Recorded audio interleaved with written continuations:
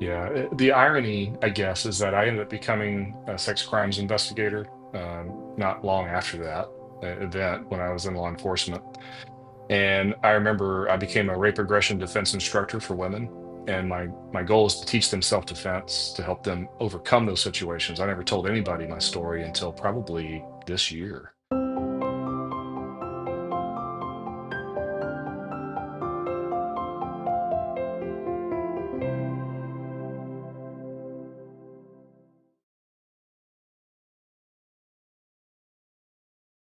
Hello, I'm Angela Williams, And I'm Katie Sudano, and I'm a survivor of child sexual abuse. and I'm a survivor of child sexual abuse. Welcome to Voice Voice Up Up for for the the Voiceless. Voiceless.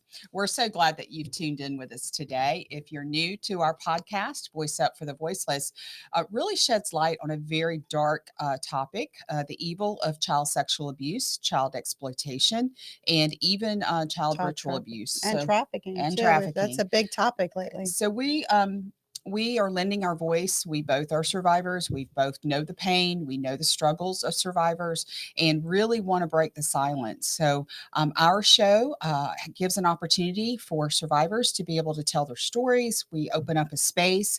We also invite any experts that are working in the field to come on in any type of field, in the healing and the education, prevention. There's Resources. Yep. so much great work going on. So I'm so excited to be able to do this every week with my co-host Katie. I know. I'm excited too.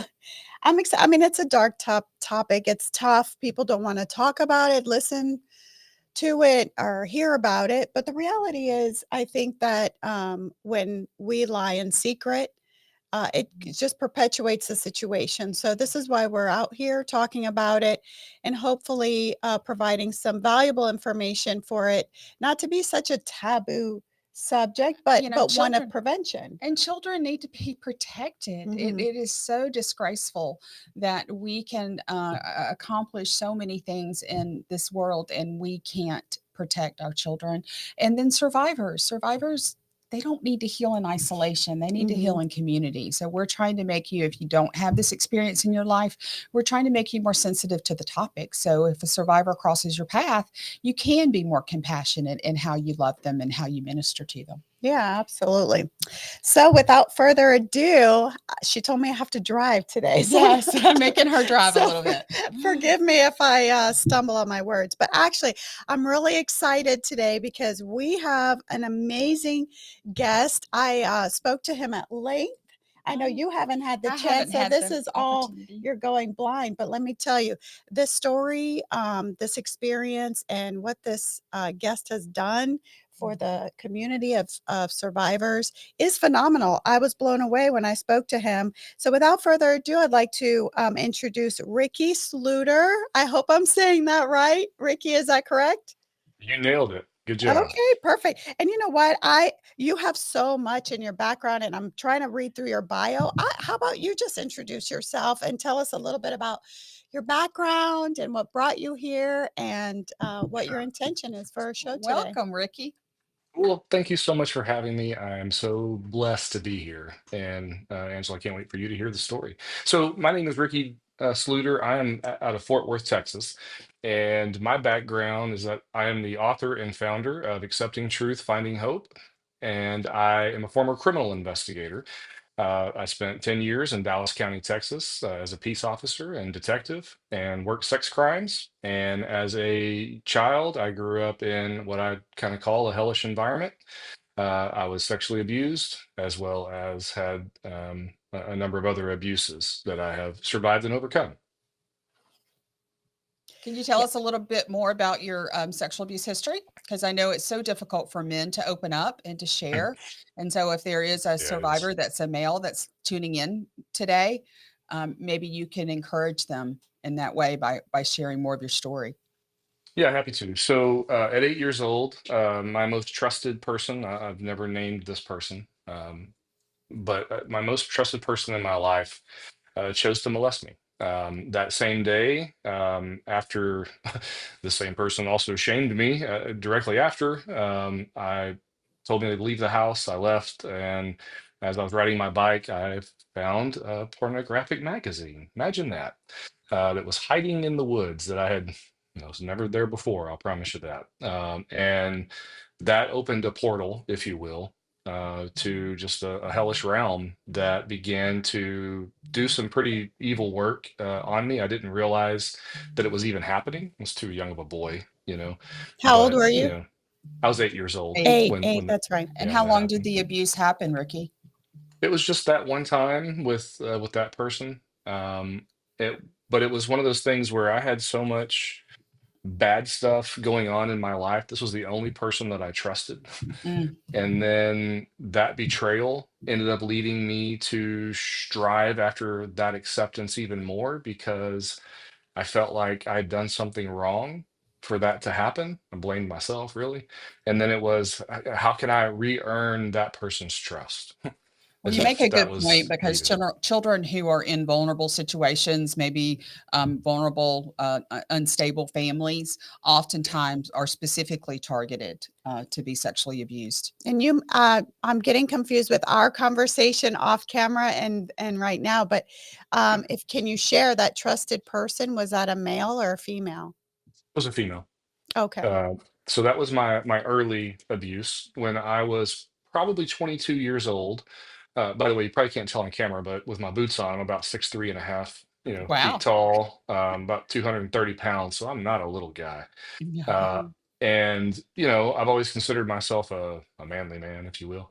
And but that was always challenged as a little boy. My father and my mother both would refer to me as names. I'll let you fill in the blanks on what they called me.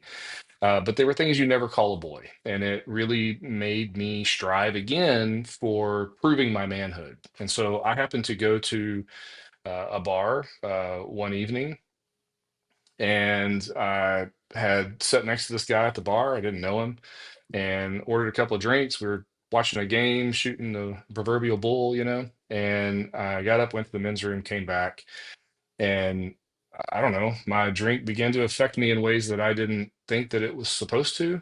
I went to what was Southwest Texas State University. We learned how to drink really well. So I had I had a tolerance. There was no reason for me to have been intoxicated. And all of a sudden I'm feeling like I'm going to pass out. And then next thing I know, I'm in an apartment and I'm being sodomized. I wake up, if you will, to this guy being on top of me. I'll leave it there. Wow.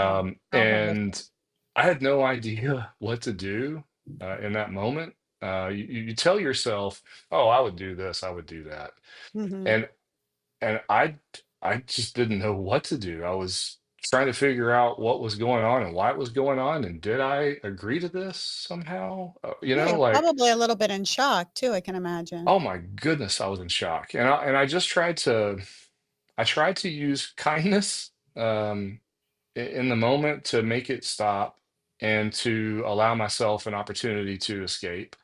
And I remember as I drove home, I cried my eyes out because I thought, I don't know why he would think that would be okay to do to me, you know? Mhm.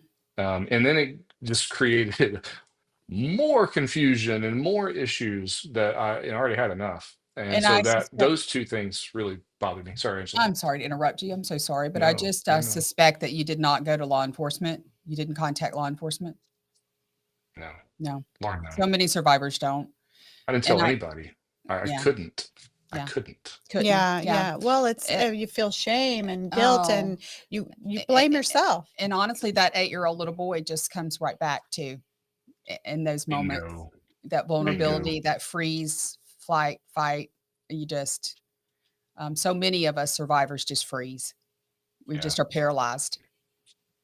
Yeah. The irony, I guess, is that I ended up becoming a sex crimes investigator not long after that event when I was in law enforcement. And I remember I became a rape aggression defense instructor for women. And my goal is to teach them self-defense to help them overcome those situations. I never told anybody my story until probably this year, that Oh, part of my wow. story. Uh, Wow. and I That's did it for the good. first time on a podcast. I just went, this got to come out.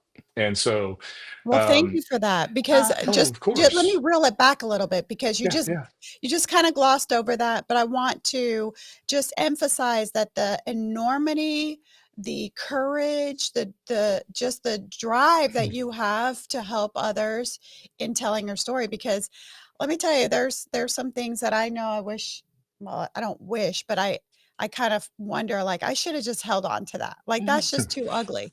But I'm glad I Yeah, didn't. But I can only imagine Mhm. the courage it takes. So thank you for that, because now, well, people will know what And your how many story is. men have been in that situation? How many men have been roofied that have never told anybody? And that I say secrets make us sick.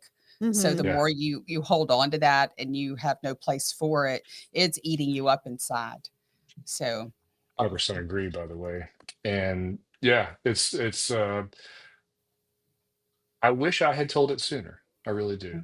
I didn't mention it in my book. I kept it, I don't want to say generic, but I was trying not to overwhelm people either because I have so much in my You could past. always rewrite it like I am. Yeah, this is true. This is true. This is true. so But I just kind of hit the high points on those things. Yeah, Angela. yeah. So I'm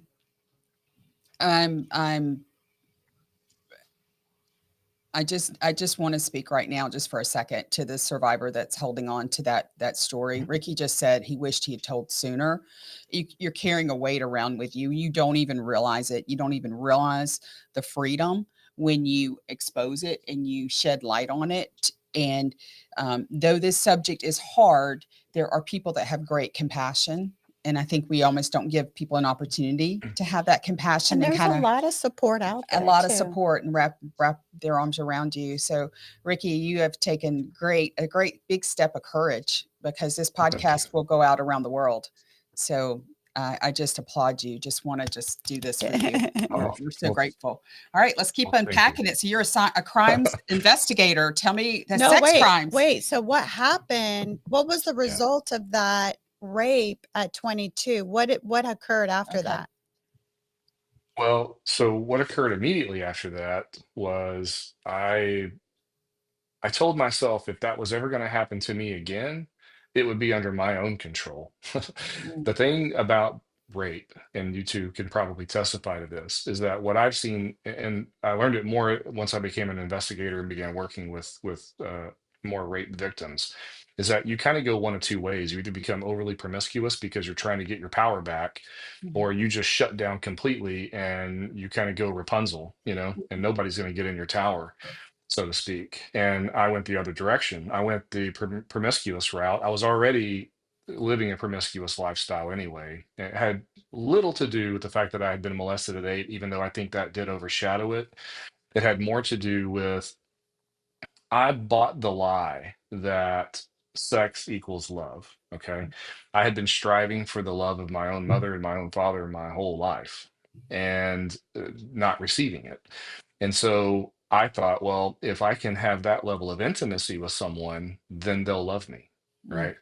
And it never translated. And so, it was like I was constantly chasing the wind, trying to grab that. Once that rape occurred, it really kind of, I don't know if it changed something in me, but it opened more doors of sexual deviation, quite honestly, that led me down a path that, you know, I'm going to control this from now on. Nobody will ever do that to me again. And if that happens, it's going to be because I choose it, right? And I allow it. And so I went down a very dark, secret path. And in my book, I refer to it as I was building sandcastles on secret beaches of my life. No one knew about these secret beaches that I had, and no one knew about the sandcastles that I was building. But no matter how grand I made them, the water always came and it always washed them away. And I spent all my time trying to rebuild them. And it was just this false magic kingdom, if you will, that I was creating in the shadows of my own life, trying to overcome trauma instead of actually trying to find healing for it. I was Mhm. just creating a bigger problem than I was actually finding a solution.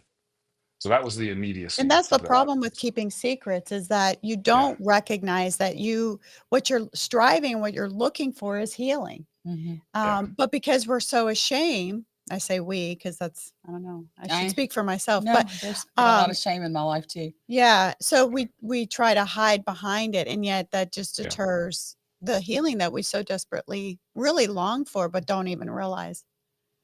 100%. And I didn't think I could tell. I mean, I knew most women, 1 in 3 women are raped that we know statistically, right? I Mhm. think the numbers are higher than that, sadly.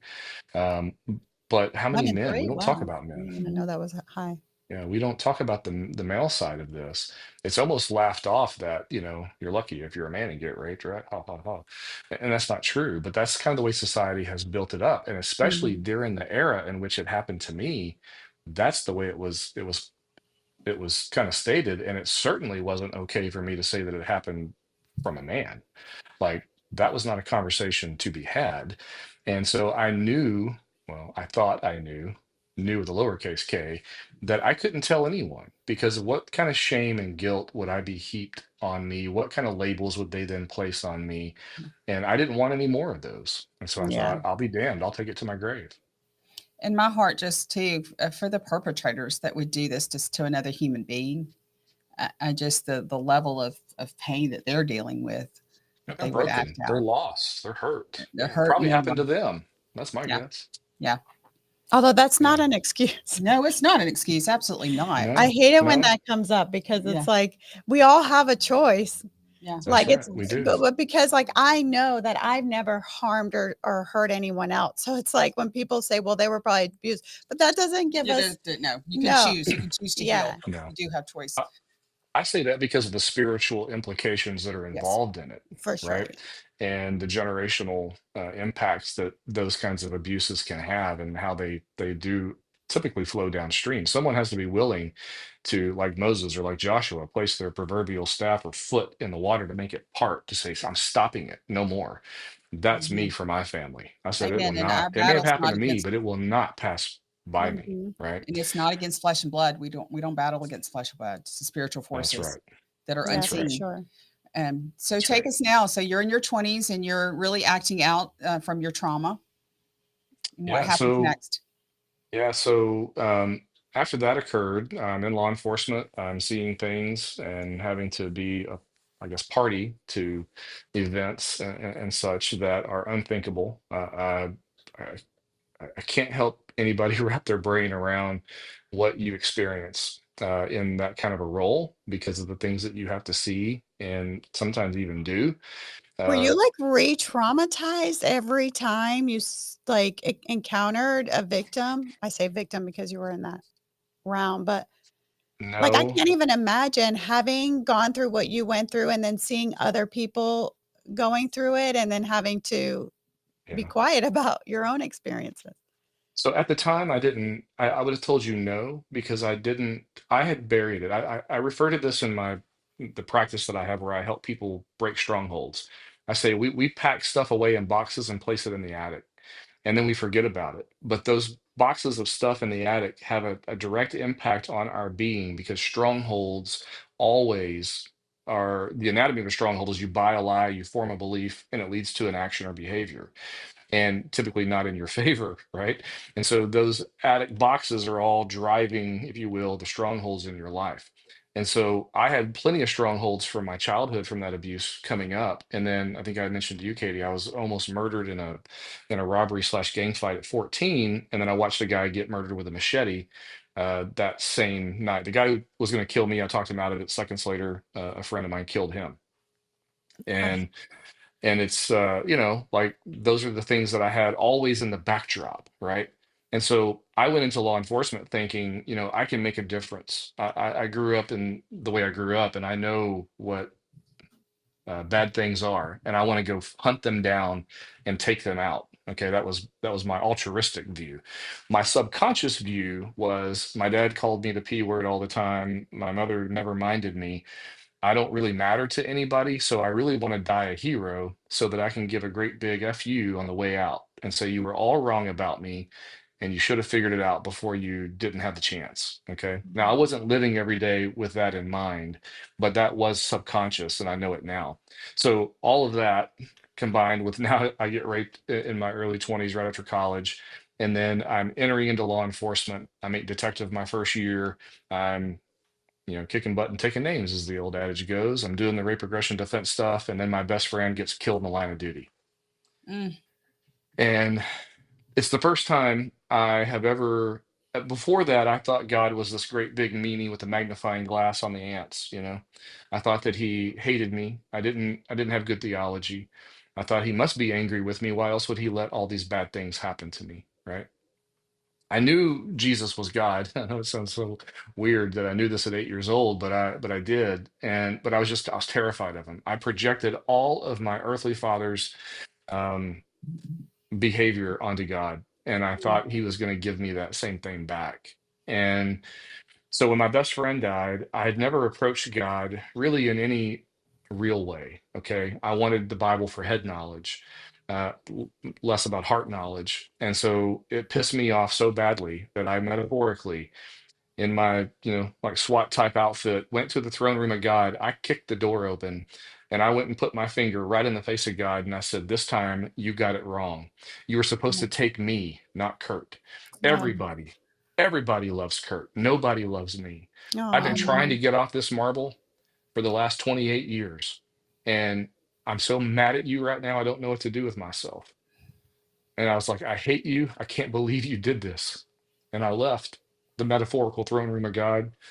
And I think in that moment, I think that was the moment that God kind of stepped forward and smiled and went, "I finally. can, I can work with that." I can Yeah. work with that. He Uh, talked to me. Yeah, I think yeah. Yeah, sometimes because so many survivors blame God. I did myself, and it was angry at God, and I think we all had that question: Why? Why did you let this happen to me? Why did you take my Mhm. childhood? Why did you take my innocence? And when God gave us free will, and it was never His intention for any child to be abused yeah, ever. yeah, So it's I horrendous, think the right? way you so eloquently put that, hopefully that speaks to some of our viewers in their, shaking their fist at God if they're in that place. Yeah, and sometimes we have to get to that point to just finally surrender and just be, because you get to a point of exhaustion too, because you hold on to this for so long and it's just like, oh, I can't do this anymore. God, you take it. Someone told me one Yeah, time, and it has stuck with me forever,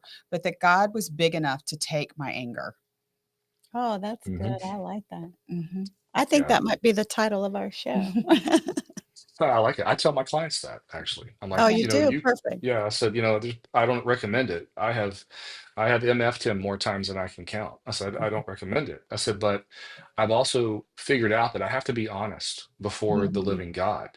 The one thing that He wants us to do is to not be lukewarm. He said, be hot or be cold, but don't be lukewarm. And I had been living lukewarm, honestly, up to the point where I decided to get really hot and mad at the living God, right? And so I think that was kind of my John 21 moment. For those of you who don't know John 21, I encourage you to read it. But basically, Peter said, "I'm going fishing," which meant, screw this, I'm going back to my old way of living. And when God encountered him, Jesus encountered him, He didn't call him Peter, which He had been calling him since John chapter 3. He said, "Simon, son of John." He knew that Peter had taken his identity in Christ off, and He met him there. Mm. That is so beautiful. So He'll meet you right where you are. You just have to be willing to be honest about it. And that was my first get honest moment. After that happened, I was still carrying all my rage, all my anger. I hadn't yet surrendered. I'm stubborn. You might pick up on this. Mhm. And then I'm in my first marriage, and we decide to get divorced. And then we find out she's pregnant. And then we find out that our daughter, the lady doing the echo says, your daughter's head, arms, and legs are not growing properly. There's two heart defects. By the way, you're having a girl. That's exactly how the news was delivered to me. And I went, "You've got to be joking me. Like, is there ever going to just be an easy day?" Answer no. And so then my daughter's born. And as I told Katie, I was in the NICU, and I put my hand into the little incubator, and her hand grabbed my finger. Mm. Oh, man, I was a smitten kitten. And it was one of those moments where I just said, finally, finally, I have somebody now who's just going to love me. Yes. And in that moment, the neonatal cardiologist walks up and says, "Mr. Sluder, your daughter does not have two heart defects. She has four. She will go into congestive heart failure at 3 weeks old, and she will die. There's nothing I can do to save her." Oh my And I goodness. went, "You have got to be freaking kidding me." Like, I just had a moment, like, and you're going to take it away from me. Why? And so I leave the NICU. I'm like, I got to go tell her mother, who hasn't even held her yet, because she had a cesarean. So she was, inpatient. Go out, I tell the families who were all there, this is the, yeah, my kid's gonna die. And I gotta go tell her mother. And so I do that, and I come back to thinking I'm gonna find solace for my own family, and the seats are empty. And I sat down and went, all right, I guess I'll do this by myself too. Like, what the No. hell? So I just spent every waking moment I could with my daughter Kylie in the NICU. About 1:30 the morning after she was born, I realized I have dogs. I can go home and let my dogs out. And so I sat on the back porch. I was a smoker back then. I lit a cigarette. And I just, for the first time in my life, I just sat back and I said, King's X, God, you got me. I cannot control my way out of this one. I've been trying to figure out all day how I'm going to solve this equation on my own, and I can't. There's nothing I can do. I said, so if you give me this kid for a day, a week, or a year, I will praise you still. Mm. And I Mm. just left it right there. And I didn't have a relationship with God. I mean, I was in some really bad stuff at the time, but I knew who he was. And I was just basically pleading and just saying, man, I'm tired. Like you said, Katie, I'm so Mhm. worn out. I can't do this anymore. And the third day of my daughter's life, there was no heart wall between her ventricles. There was no heart wall between her atria. She had a two-chamber heart, net effect, a mitral valve that was prolapsed, and a membrane blocking her pulmonary vein. And I left early to go home to let my dogs out. I come back and my daughter's gone. And I thought, oh my goodness, don't tell me my daughter died while I went to let my dogs out, right?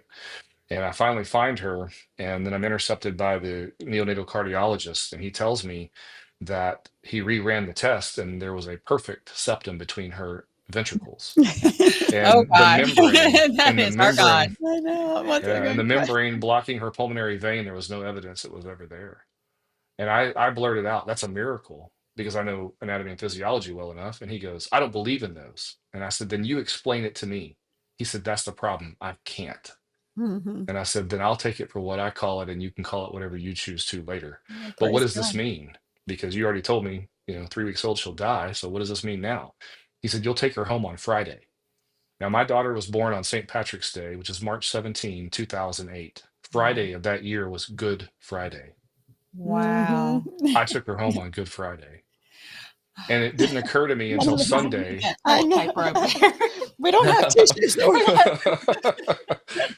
So I didn't notice it. Because I'm a slow processor because I guess all the trauma in my life. And Sunday, I'm putting her in an Easter dress, and it dawns on me, oh my goodness, I brought her home on Good Friday. Yeah, And for that's the first perfect. time, it made me realize, God, I've had you in this box that you don't deserve to be in. I don't know why you did this for me. You shouldn't have. Look at how I live my life. But he's not a results kind of God, right? He's a I love you no matter what kind of God. And so it forced me to realize, man, forgive me, you're not the asshole that I've been accusing you of all these years. And I'm so sorry that I ever accused you of that. Fast forward, my daughter, um, you know, was kind of skimming by, if you will. She still had some heart problems. And at 4 years old, they said, we have to do open heart surgery, emergency, to save the valve. So they did. They did a good job on that. Everything went well. But when they pulled out all her tubes and stuff, it like tore part of the heart muscle, and so they ended up having to do some more stuff to fix that. And then I take her home December 23rd of 2012. Spend Christmas with her. It was a beautiful, beautiful time. And on the 30th, when she woke up, she wouldn't talk to me, but she was running around being her normal 4-year-old self. But every time I'd ask her a question, she'd just shake her head at me. And my daughter is a chatty Cathy, like does not stop talking. And so I was like, Kylie, why won't you talk to daddy? She would just shake her head no. And so I overestimated the weather here in Texas that particular day. And I went in my closet in my master bedroom. And then she was in my bathroom and she was holding my handheld mirror. And all of a sudden I hear it hit the floor and break. But what I didn't tell you is that I was an EMT before I was a cop. And so my medical training all of a sudden like kicked in and I went, oh no. And I picked her up and I carried her to the living room and I grabbed her milk cup and I said, Kylie, take a drink. And when she did, the milk just ran down her She had a face. stroke. And I knew she was having a stroke. So I drove Mm. 120 miles an hour to the hospital. Don't recommend that either, but pursuit trained that I knew I could get there before the ambulance could get to me. When I got there, she had full right side paralysis. Her pupil had blown on her left eye, and she had facial drooping or aphasia. And I treated the ER the same way I treated the throne room of God. I went kicking doors with my little girl in hand, and they ended up meeting me. The neurologist met with me, and he said, "Ricky, she didn't have one stroke; she had five strokes." And he showed me her brain scan, and right above her ear is where your speech center is at, and it was completely necrotic. It was dead. And he said, you know, and then I could see the space jump from the other five strokes all over her brain. And he said, what you see right now is only going to get worse. He said, I don't think she'll ever talk, walk, or do any of that again. He said, but you know, I'm not in control of these things, which I thought was an interesting statement. And I just thought, oh my goodness, like, what am I going to do if I never hear my little girl tell me, Daddy, or I love you, or any of that again, you know? And so, I'm back in the same NICU, or this time ICU, that I was when she had heart surgery. And as I'm sitting there watching her sleep, it dawned on me. I said, Lord, I'm an idiot. I said a day, a week, or a year, and you gave me 4x what I asked for on that back porch. So I really have no room to complain. I said, but you know what? I've been getting to know you since then. And now I know to tell you the desires of my heart. And the desires of my heart, Lord, I want my daughter back, and I want her back better than she was before. I said, but if that's not what you want, then I'll accept your will. So your will be done. Ladies, third day in ICU, my daughter's sitting there. They brought her a tray of food like they always did, but this time they put grapes on it, which they weren't supposed to do because she couldn't have them. And we were just kind of ignoring them, if you will. And her little hand was like this, you know, it was all bound up. And all of a sudden, I watch her pupil go from dilated to normal constriction. I watched her face lift up and her hand opened up and she grabbed a grape and put it in her mouth and chewed it and swallowed it. And I was like, that's fine and gross. That's fine and gross. Oh my goodness. Like all and my her mom was like, what are you talking about? I was like, she's got her fine and gross motor skills back, like all of them back right now. And the short version of that long story, 3 months later, she had the expressive language ability of a 7-year-old at 4 years old. And 3 years later, the damage the strokes had done to her eyes, we took her to the doctor one day. She had 20/20 vision, no astigmatisms, nothing. Perfect. Her eyes were perfect. That's incredible. I mean, That's And it's I, like, incredible. you've Even got just us. that I one can't even miracle. talk right now. I can't open this. Oh So my was your goodness. marriage restored? no, no, my marriage was, it ended. I since then, I remarried twice. My second marriage, my bonus son strangled my daughter near to death. He was hearing voices Oh, that geez. yeah, led to some problems. My third marriage, we had a son together, and then she starved him near to death, and I had to intervene through CPS and stuff in my own home. It was a lot, a lot. It's been a lot. So still happens. My son's now 3.5. That all happened in 2022. So it's been an interesting ride, but I'll tell you this: I see the hand of God in every bit of it now. Had I not lived through everything that I lived through, had he not done those, and I want everybody to hear me very clearly, God did not do those things to me. God did every one of those things for me. In any adversity that you're currently living through, whether it be abuse or otherwise, those things are being done for you. There's a lesson that God wants you to get from it, and He's trying to shape you and grow you and lead you to the path that He wants you on. And so that's exactly what it took for me to get to the place where I am today and helping people to overcome all of their strongholds that I've held on to for so many years. And now I'm able to see them find freedom. Had I not lived it, how could I have ever sat in the mud with them? I would not be relatable. Oof, I'm not gonna lie, that's a hard pill to swallow for a lot of people that are suffering or in the midst of it. But I do I want to get it. thank you for saying that because and I think we're Yes. all testaments to that fact. We were in a position where we're like, God, why are you doing this? And then recognizing that He's not doing it, but He does allow certain things to happen for us and for his kingdom and to help others, because there's so many people in need. But I'm not going to gloss over the fact that that is probably one of the hardest things for people to recognize in the midst of their healing, or even prior In the to or the that. midst of their problems every day. Mhm. We all life comes with problems. I'm Yeah. excited to hear about your ministry. Talk to us more about the work Mm, that you're doing now. you bet. So God did some interesting things along the journey, but he ended up giving me 4 words. And I was arrogant when he first told me that I had 4 words, and that was my ministry. And those 4 words are acceptance, identity, security, and purpose. And Mm. when he told me those 4 words, my immediate reaction was, "You don't trust me with more than 4 words?" And he said, you get into the word, son, you'll figure it out." And I was like, "I don't know, I read your word, I hadn't seen it." Well, I came across Luke 4 and the temptation of Christ, and the first thing that I recognized for the first time was that when Lucifer approached Jesus, he said, "If you are the Son of God, turn that stone into bread," which is an identity attack. He was going after his identity. And Jesus said, "Man shall not live by bread alone." Well, what does that mean? It means that no, I will not be my own provision. I will rely on the Father to provide for me. His grace is sufficient for me, right? What Paul would end up telling us later. And so Jesus was living out the fact that our identity is placed in the living God. It is not placed in what others challenge you to try to make it. Okay. Then I Mm. noticed that he took him to Mhm. a hilltop and he showed him all the kingdoms of the world. This is in Luke 4, for those of you who want to read it.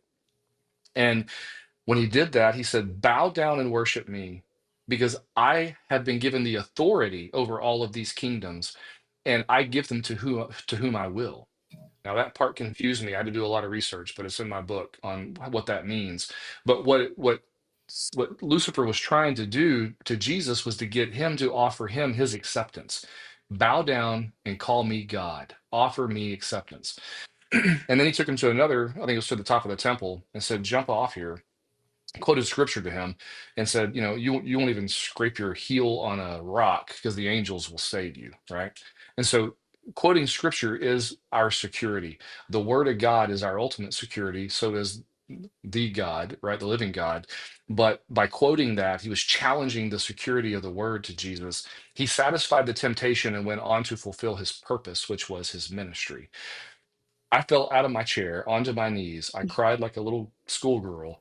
And I said, "Forgive me for thinking that I'm bigger than those 4 words. They're bigger than me.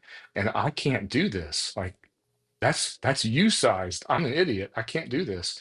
You got the wrong guy. So, go find somebody better." And he said, "Stand up." He said, "I did not. I got the right guy." Oh. He said, "Son, you don't have to save anybody. You just go tell them your story." He said, "It's why I let those things happen in your life, is so you'd be relatable." He said, people misquote the scripture verse where it says, "Yea, though I walk through the valley of the shadow of death." He said, when you walk through the valley of the shadow of death, you realize in that verse that I create a table with a meal prepared in what? Where that person is sitting there with his enemies having to watch him sit with me. He said, "But when you camp out in the valley and you build up your little tent and you decide to stay there because you think you're not worthy of my love and my grace, you do 2 things. Number one, you put yourself above me. You tell me that the cross isn't good enough for you. And two, you say that you just can't come home like the prodigal had to just sit there in the pigsty, right?"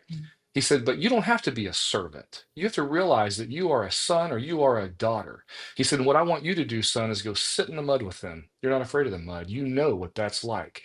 Tell them your story.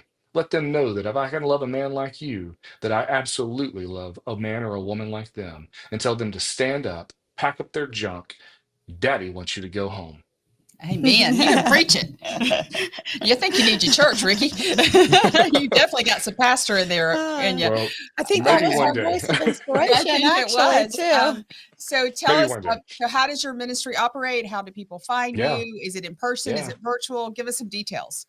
Yeah. So shameless plug. So after I wrote my book, Accepting Truth, Finding Hope, Oh no, what no, I we're not. realized. We're gonna back up. Yeah, Hold, yeah. hold your Yeah. book up and Hold it tell us up a a little bit little about longer. your book. Okay. Okay. Okay.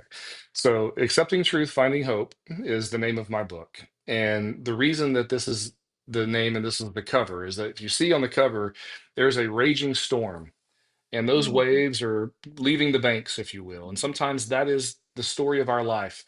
And this is us, folks. We have to find peace in the midst of our storm. That's why Mhm. Jesus slept through a storm. And that's why the disciples were freaking out. And he was like, why are y'all freaking out? Right? Like, why are y'all just cuddled up next to me in the boat? And then when Jesus spoke, the storm stopped because he controls the wind and the wave. He controls the storms in our life, and we have to be willing to submit to him. And I finally figured out how to submit, and that's what this little boat means. Is that That's awesome. if you want to find hope in your life, you got to first accept truth. And we'll And when have he the gave me link. those, We'll have the yeah, link to your accept. book in Yeah, for sure. the Okay, podcast. perfect. I want to read it. Acceptingtruthfindinghope.com is the website. And so, very, very briefly, what he told me was, he said, Ricky, what have you done your whole life? And I said, it's a loaded question. I don't know. He said, what does Revelation 3:20 say? I'm like, why do you ask so many questions? I don't know. And so I read Revelation 3:20, and it says, behold, I stand at the door and knock. Anyone Anyone who hears my voice and lets me in, I will come into him and eat with him and he with me. That means relationship, folks. You ain't got to clean up the house. Just open the door and let him in. He said, but Ricky, what have you done? And I went, I don't know, Lord. And he said, you see, you think you're God. That's your problem. And so you've gone around knocking on hearts' doors, seeking who would let you in because you think acceptance is for you. And you've been striving for the acceptance of others your whole life. And the moment they let you in, they let you down, didn't they? And I said, yeah, they did. He said, and then you left and you went to another heart's door and you just kept doing that. You're on a rat wheel of insanity, trying to prove yourself worthy of somebody else's love. He said, but son, the So, cross is what acceptance was for. I already accepted you. Who else's yeah. acceptance do you need? Amen. I know, He boy, said, can I relate to that. Yeah, that's a Jeez, great yeah. word. and then he said, and that informed your identity in an improper way. He said, you thought your first name was Detective for the better part of 10 years until I took it away from you, didn't you? And I said, yeah, I did. And he said, and you had your security wrapped up in all the trappings of this world, and you thought your purpose was just to investigate crime and put proverbial bad guys in jail, as if I'm that shallow of a God. And I said, touche. He said, son, that is the upside down. That's the counterfeit. You see, everything Lucifer does is he takes my perfect and he flips it upside down in a counterfeit. He said, but when you flip it right side up, you'll realize that Revelation 3:20 is you open the door and let me in. You offer me your acceptance, and I will lead you to your true identity. And when I do, you'll find your security in me, and I'll lead you to your many purposes. And I was like, okay, I can teach that. And he said, no, there's one more thing. He said the problem with why you have insecurities and why you sin and why you choose that over freedom is because you have strongholds in your life. You have bought a lie that has caused you to form a belief that has led you to behavioral actions that's what makes you stay on that treadmill of insanity or that little rat wheel of insanity, seeking after what the world can offer you or seeking after love that somebody else may or may not ever give you. And then you end up in sexual abuse, or you end up in credit card abuse, or you end up in, alcoholism or drug abuse or whatever it is that is your thing. We all have our thing. Just like Paul said, we all have a thorn, folks. And it's a matter of surrendering that thing to God and figuring out how to overcome that stronghold. My ministry, Angela, to give you a very long, long story long, is that I help people identify what those are. We go back in time, proverbially. So when it first happened, when they first buy that lie, we trade that lie in for the truth. And we take that away from that little boy or girl, because usually that's when it first began. Yes. And then we take that and we surrender it at the feet of Jesus Christ. We allow that person to then forgive themselves, offer forgiveness to the other person who may have, wronged them in some horrible way, and say, Lord, that's all for you, right? Now you Mm, just lead me to what? Freedom. Why? amen. Because when you accept truth, you will find hope. It's the Amen. only way. What a Oh, great that's show. Ricky, amazing. you have been such a blessing to me. I Oh, know to Katie and to our audience. well, We're just thank so you. grateful to have met you. And so Likewise. do you see people in person or do you see people virtually? Both, both. Awesome. So we'll I have have to some put your teenage clients. information and your link so Yeah, we'll people know how definitely to do get a that. hold of you. Yeah, Yeah, that yeah, sounds for great. sure. I wish we could keep talking forever, but Me We'll too. have you back we on have to, again. yeah, I we think there's definitely have more to unpack there, Ricky. for There's a sure. lot. Yeah, we always end our show, and you have been such an inspiration already. So I don't know if there's any more left to say, but I just keep hearing the verse, "We overcome by the blood of the Lamb and the word of our testimony," and I think I that love that it. fits you so well. But Thank you. can you, for our audience, just speak to that survivor and give them a voice of inspiration for us? I'd be happy to do so. I think the problem with those of us who have survived unspeakable traumas and abuses in our life, especially those that are sexual in nature, is that it is an ultimate betrayal that sometimes makes us wonder if we could ever be loved again. And what I hope you get from this is that no matter what, you are lovable. Nothing has happened to you that has made you unlovable. You have to redefine your definition of love. What you then typically do as a result of that trauma is that you try to fulfill those four needs that I talked about, that acceptance, that security, that identity, or that purpose that's in your life. But friend, you can't do it. That's the thing. Only God can meet those needs in your life. And you may be angry at him, and that's okay. You go kick that throne room down if you need to, and you go in there and you let him know you're angry. And then you crawl up in his lap and you let him love on you, and you'll never be the same. That much I promise you. I can tell you that because that's exactly what I had to do, and it changed my life forever. And I hope it changes yours too.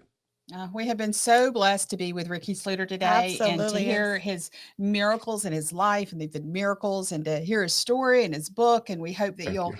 get his book. I'm anxious to read it. And Ricky, we just pray a blessing over you and over your ministry, and just thank you for your boldness and your courage. And Thank I you. know that I know that I know that it has touched someone's life today. I do not question Absolutely. that. And a special blessing to your children Yes. and everyone you deal with, but definitely for your family and your children. We'll be thinking of you and definitely have to come back on. Yeah. Thanks for being I'd with love us to. today, Ricky. Thank You you so bet. much. Thank you, lady. What a great show we've had today. We ask that you would please share, please comment, please subscribe to Yeah, for Voice sure. Up for the Voiceless. Yeah, and as I always say, if you have any comments that you don't want to put publicly, feel free to reach out to us on our website. It's www.voiceupforthevoiceless.com/contact us. And we'll make sure and send all the questions and anything that you want to ask Mr. Ricky. We'll make sure and send those to him. And if not, feel free to comment and share and reach out to him. Yeah, and if you want to be a guest on our show, just go to voiceupforthevoiceless.com and contact us. There's a form there that you can fill out. We'd love Yeah, to for have you sure. on, and we'd love to hear your story. And as always, we're so grateful for Mesmerized Media for making this podcast possible to bring it to you. And if you'd like to support our podcast, get in touch with us. We need your help. So I'm Absolutely. Angela Williams. And I'm Katie Sudano. Thanks for Thank joining us. you. Bye.